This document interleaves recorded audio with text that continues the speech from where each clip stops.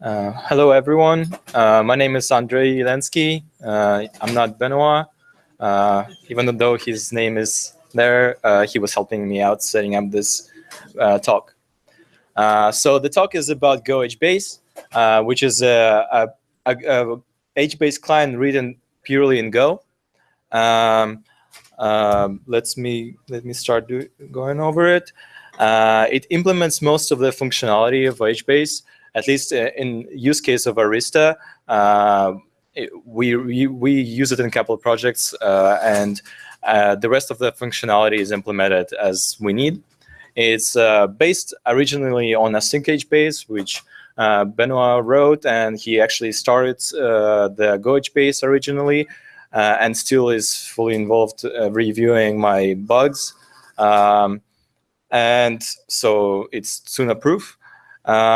It's fast enough. The code base is simple and small because of the nice features of Go. But that's for now. Obviously, once you guys start implementing weird features that only you need, the code base will grow. And the main benefit, of course, is there is no Java. Until you start using Go, you won't understand what I mean by here. So the top contributors are split between Arista and Cloudflare. It's me and Benoit on Arista side, and Derek and Sam, who used to intern at Cloudflare. So my journey with gohbase was pretty fun, but also very frustrating because you need to write a very parallel concurrent code, and also at the same time deal with all the failures that HBase can encounter, like dying region servers and region splits and merges. Also, HBase's feature set is pretty big because of the legacy code and all the weird features that all the people add because their company needs it. But the cool part about it is all those features are kind of self-contained, and they end up to be a bunch of small projects. The architecture of gohbase internally is also not helping much with dealing with failures because it's trying to be log-free, even though there is not many primitives in Go that allow you to write log-free code yet. But still, you use logs to do concurrent operations on maps and such. But once those log-free data structures appear, it's fairly simple to switch to them.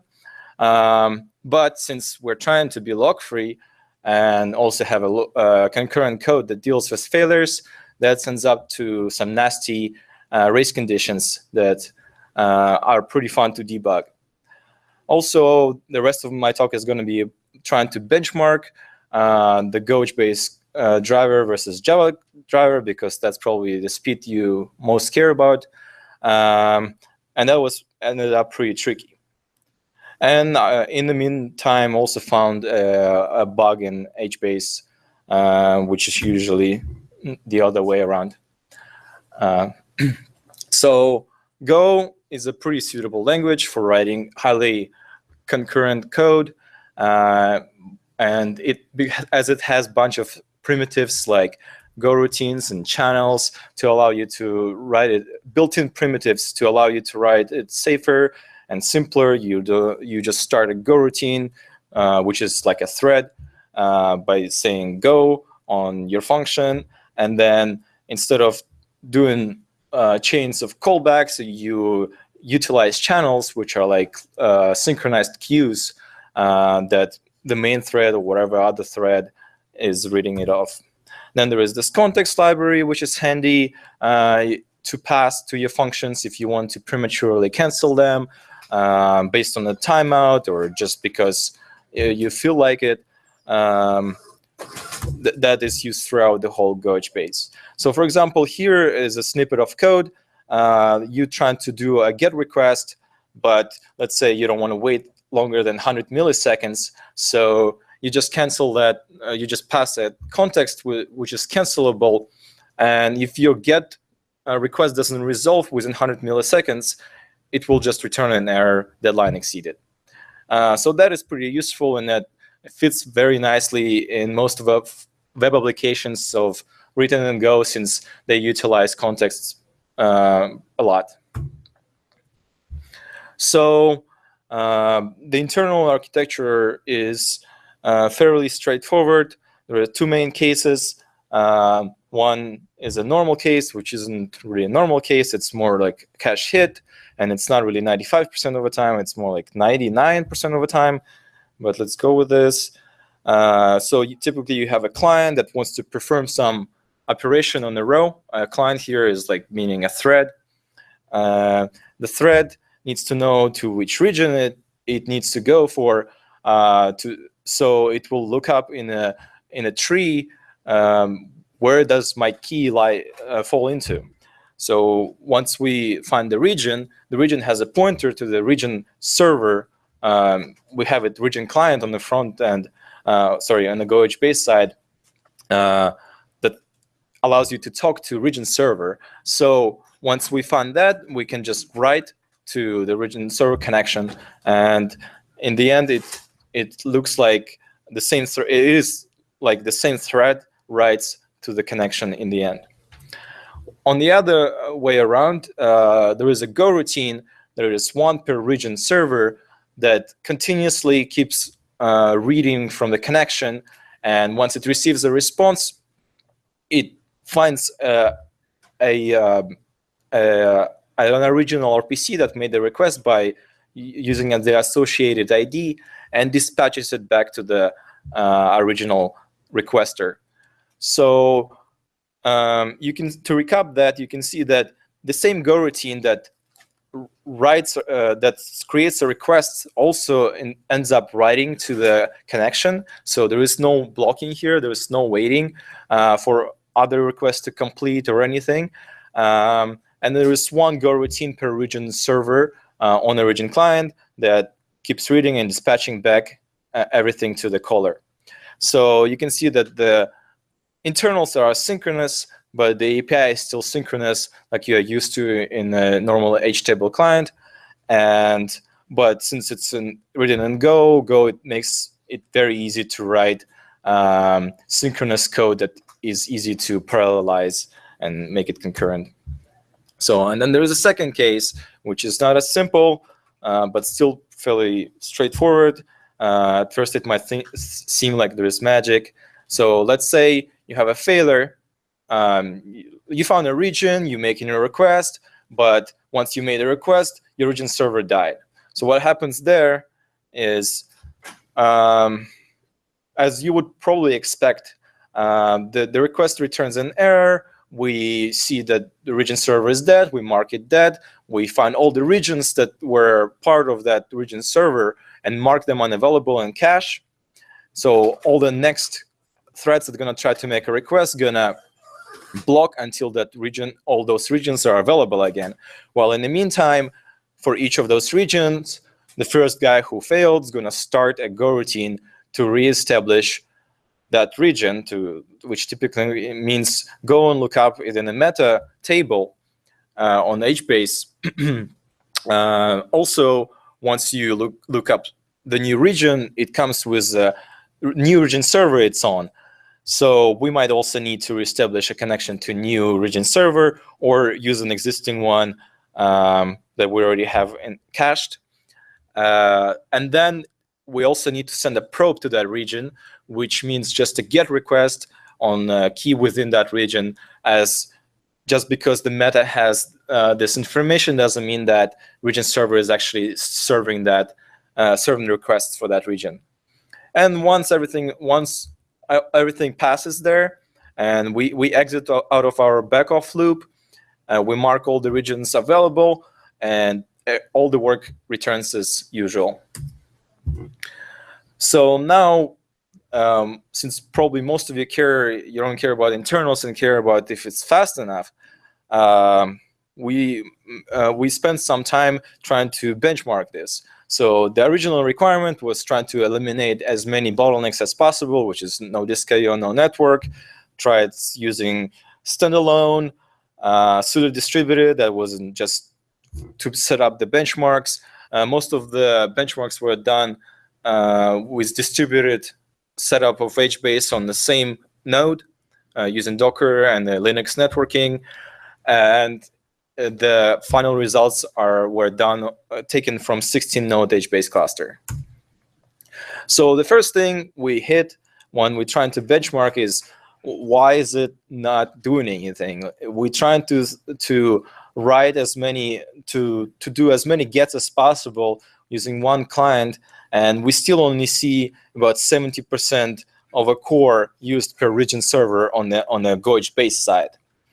And in the meantime, the region server is not doing much. It's also chilling and using maybe like a core per connection. So what's going on? So after trying to figure out and looking at the internals of HBase and different configs, we decided to go to the basics and just use a simple TCP server written in C and just see how fast can we send on TCP.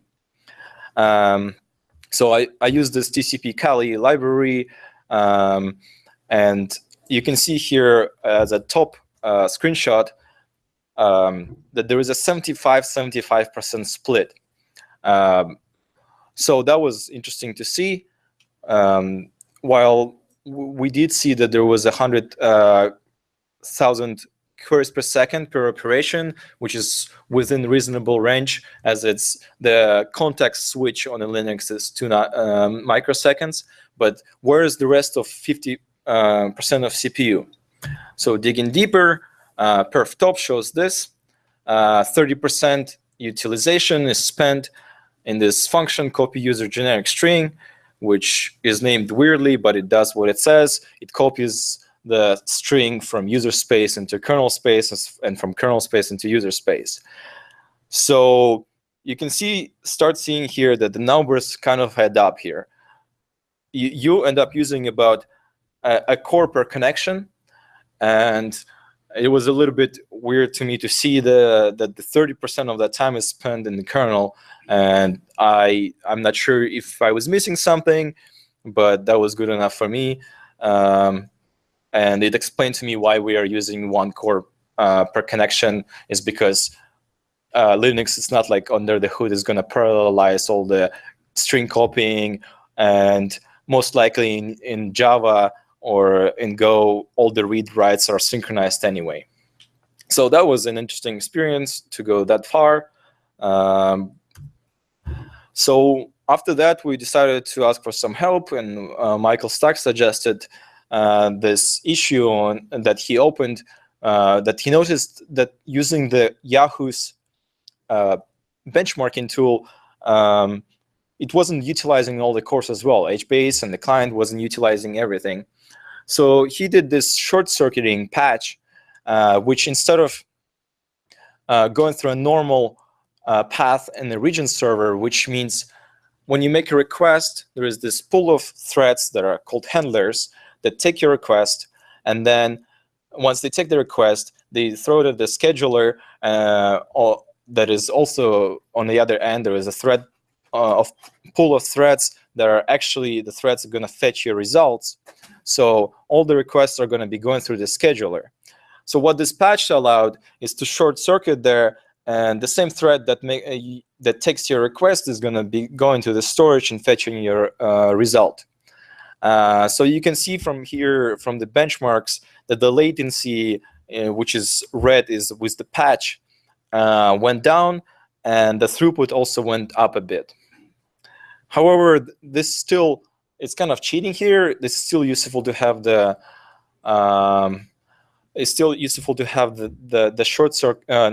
the thread pools and schedulers, since it's allow you to configure the knobs of how many handlers you want and how many fetches you want.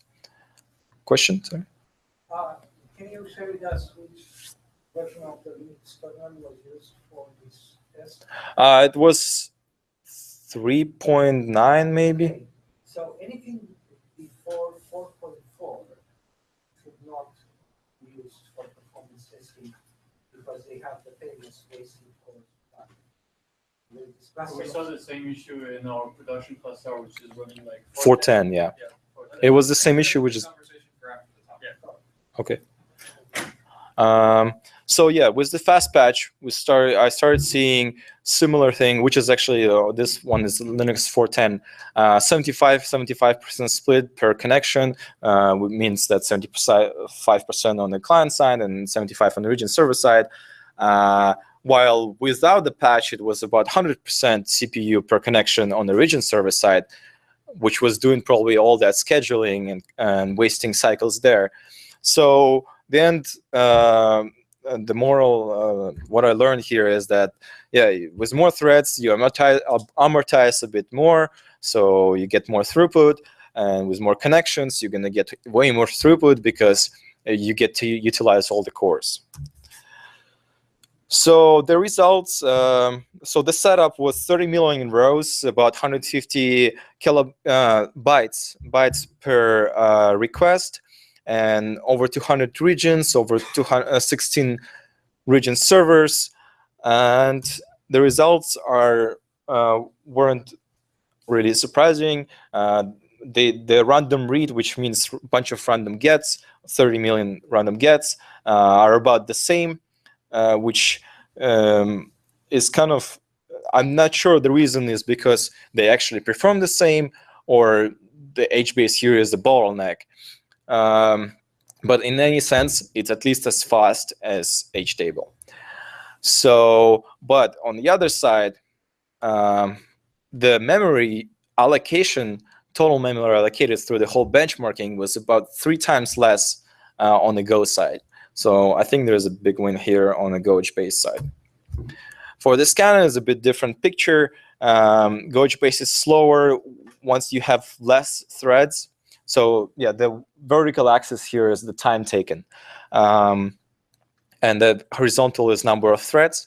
So the less threads you use, the more time it takes for GoHBase, because HTable does some cool optimizations on the cell level. It doesn't actually deserialize your response until you actually ask for the value, while GoHBase will deserialize the whole response. So there is some fixed cost here that you can start seeing reduces once you have more threads, and there is that sweet point of 24 threads, which is as many as cores, where all that fixed cost was amortized. But the total memory allocated was still 30% less, which is nice. On the random write side, I did only GoHBase benchmark because I didn't want to RTFM too much into how to disable the batching on the HTable side and all the other options. So I ended up just doing GoHBase. If it makes any difference, the number was about 160 thousand queries per second across 16 region servers. I don't know if that's fast or slow, but I would assume, based on the picture you saw with Get, it's going to be about the same if I spend time configuring it. So yeah, there was a lot of things that I learned doing just benchmarking, and there's still a lot of unknowns. It's interesting to see that both clients ended up doing about the same results. I also learned that writing benchmarks for distributed systems is not like you're going to have to, you can just write a micro benchmark where you just count how fast one operation takes. You want to do a macro benchmark because that's the most thing you care about, is how fast can you store or read 30 million records. And yeah, I found a bug in how closest row before, a get with closest row before flag is set. The current client, HTable client, doesn't use this feature anymore because to look up the meta and which key your region lies into, it uses a reverse scan instead. But nevertheless, there was this bug where if you did this request and there was in the time there was a region split or merge, it could have returned nothing, which usually means the table doesn't exist, which is not nice, since that ends up propagated to the client and saying and erroring. So what's missing in GoHBase is your usage. The more you use it, the more bugs you find, the faster we fix them. And your contribution. If you find a bug, it would be really nice if you send the fix for it. And if you're very nice, you would also write a unit test along with it. So yeah, thank you. My name is Andre. Let me know if you have any questions. Yes.